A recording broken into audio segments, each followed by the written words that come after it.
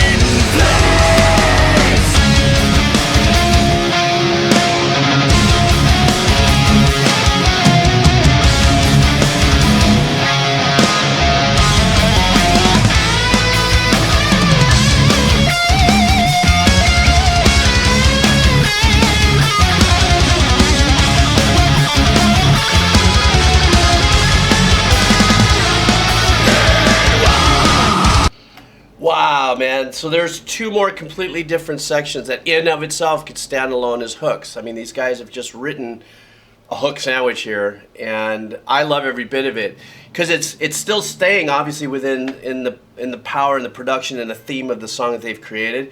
But these are four different sections of compositions, and they're really super bold. The more melodic, I got back in and went right back in the very first time hearing this melodic section. Super cool dual melodic thing happening here. So the guitar is I'm sorry, those are not, I don't have perfect pitch or any of that stuff. But there was a melody behind it. I was going, is that a guitar? I'm sure it's a guitar. I don't know if there's any keyboards or anything. I didn't see. I don't know. You guys can fill me in on that. But there was a melody there that was being played, da da da da da da da da, which was really cool. Which was kind of like, wow, this is a lift. What a nice melody to happen there. And the word "nice" and metal, I know that doesn't necessarily jive, but it felt really good. But then his melody that he was singing on top of that's great counter melodic writing there, and it had its own hook value to it, and that's what I loved about it. Then we go into the first solo section, if you would, and really that was more of a melodic composition that kind of sat on top of the riff and played along and then kind of expanded out and kind of blew out and stuff. But I love the kind of wah sound. If I don't know if it was a wah pedal or if maybe it was another effect or a plug-in effect or post effect or something. Well, it wouldn't be in post. At least I don't think so. And then they go back into that really super cool section I was just explaining. And then this second time around, lit it up a little bit more on the solo. And what I loved about the solo is that it really breathed, if that's a word. It really breathed well. In other words, they have that whatever. Sorry, I don't know, but for example, and but yet, and you can go, the soloist can go, and these guys obviously, I'm sure they can terrorize a solo, but the choice to let the notes ring out and the bends to come through, the emotional aspect and the dynamics of the playing come through, that's what I love about what I've heard. So far, I've heard 4 different hooks that in each one of those were worthy of them splitting off and being their own song, but these guys, the song just kills. Okay, let me go back a little more.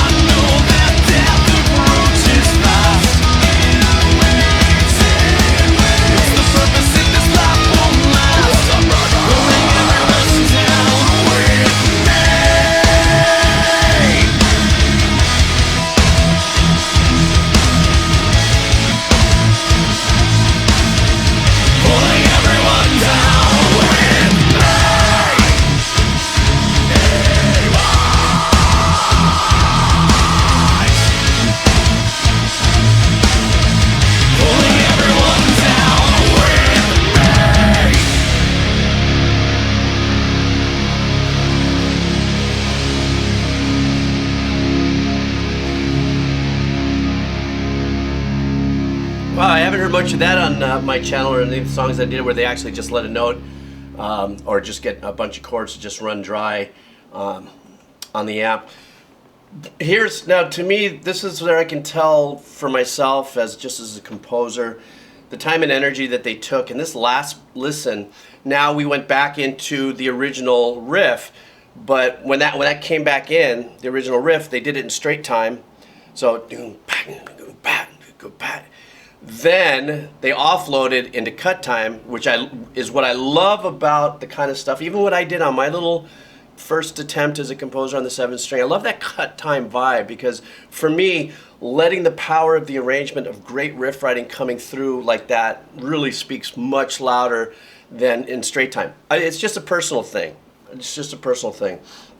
Then what they did is now they went into the main part of what I would consider would be, even though this is called in waves and that word or that phrase was done over the riff and that's the name of the song, what I might consider more of the melodic hook. They took that phrase and they tweaked it. Each time it repeated itself, what they did is they just gave it a completely different arrangement. And same exact chords though, but they changed the rhythmical arrangement of it, or they took part of that section and then turned it into a riff. The chord changes then became a chuggy riff. So I really liked how they took that phrase and decided to just shift, even though it was the same exact melody. Really nice, that melody that was being played behind. I can't remember it now. They just got more audacious with their arrangements and stuff by taking that phrase and then just changing the instrumentation of it and then the composition of it. But it was the same exact phrase, and I like that. That's That's a lot of sit back and making solid decisions and how they want to deliver to us the final piece of work and stuff. And the fact that they left me hanging on that one note, because that one note was the beginning, or that one chord that they just let fade out, that one chord was the chord from that other passage or that other chunk that I really liked. That was part of the song. So kind of like, are they going to go? Are they going to go? No, they're letting it hang there. So, but this was great. I want to thank you guys who've been suggesting Trivium. I don't know how I let this slip. You guys have been doing it since March. I'm overwhelmed. What can I say? I just keep trying to go. I want to thank you guys for hanging out.